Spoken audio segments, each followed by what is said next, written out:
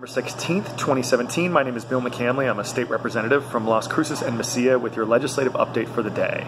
Got in a car, drove up nice and early this morning to be here in Santa Fe today as the Legislative Interim Education Committee was asking questions to the Governor's Education Department about changes they are making to end-of-year testing.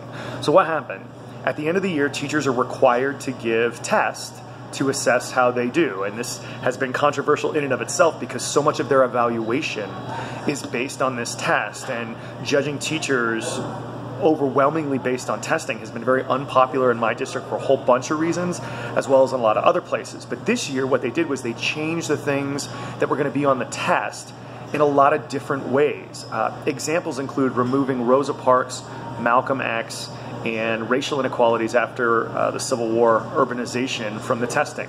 Getting rid of immunization from the health portion of the test, a lot of those types of things. And so two things became readily apparent as we were hearing about these issues with the Education Department today. First off, they were geographically biased. The people that made the decisions on what got stricken from the test overwhelmingly came from places like Hobbs, Alamogordo, Carrizozo, those types of places. And the reason we found out today is that the governor's department actually didn't talk to school districts or anyone. They went and talked to individual teachers. And since those places tend to be more conservative and those areas tend to favor what the governor wants to do, like privatize schools, do more of this high stakes testing, take out the science changes that were a big controversial a couple of weeks ago where they were trying to take out evolution, climate change, and the age of the earth, you know who you're going to get. You're preaching to the choir, so to speak, and that was a really big issue. Our actual Las Cruces superintendent didn't really know about these changes. He didn't know who in the Las Cruces district was working on this, and he said he wasn't contacted when these things were made. The second problem is that for the history portion, as I said, Rosa Parks was taken out, Malcolm X was taken out, and the effect of urbanization on racial issues after Civil War was all taken out. So the 5 people that made that decision, none of them were people of color. They were all Anglos. And that's a real issue moving forward. Once again, they didn't actually change the curriculum, they only changed the test. But as we all know, when you're evaluated based on the test, if you're a teacher, you're much more likely to teach what is on the test than what is not.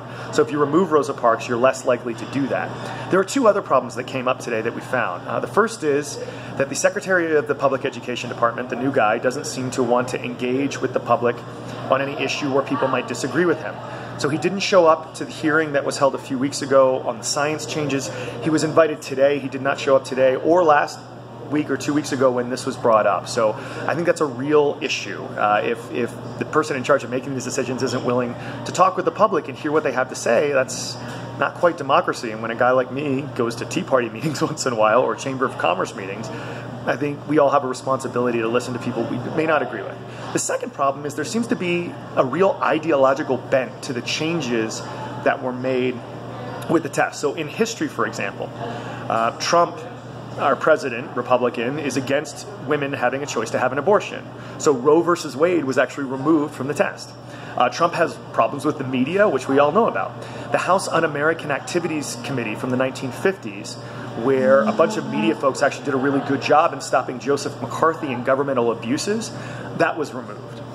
Trump likes to take the side of big business. Obviously, that's his kind of thing. And populism in the 1800s, where people were encouraged to form unions and kind of fight big corporate greed, that was removed, as well as credit, and the overuse of credit being one of the problems that started the Great Depression.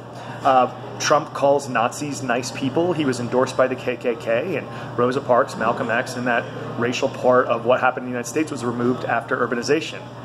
So it seems pretty obvious there's something going on here. In fact, the state Democratic Party chair showed up and gave a really interesting talk. He said, I'm in politics, that's what I do, and it seems like the education department's getting into my job rather than actually having some kind of neutral basis for education. So who knows what's going to happen? This is something that a new governor can fix. The PED also did, after a huge amount of public outcry, move back on the science changes that they were proposing. So maybe they'll do the same thing here, but it's important that we have this process. It's important people know what's going on, and glad you listened to this and hear at least what my take was. So as always, if you have questions, comments, or concerns on these or any other issues, I'd love to hear from you and hope everyone has a great day. Thanks.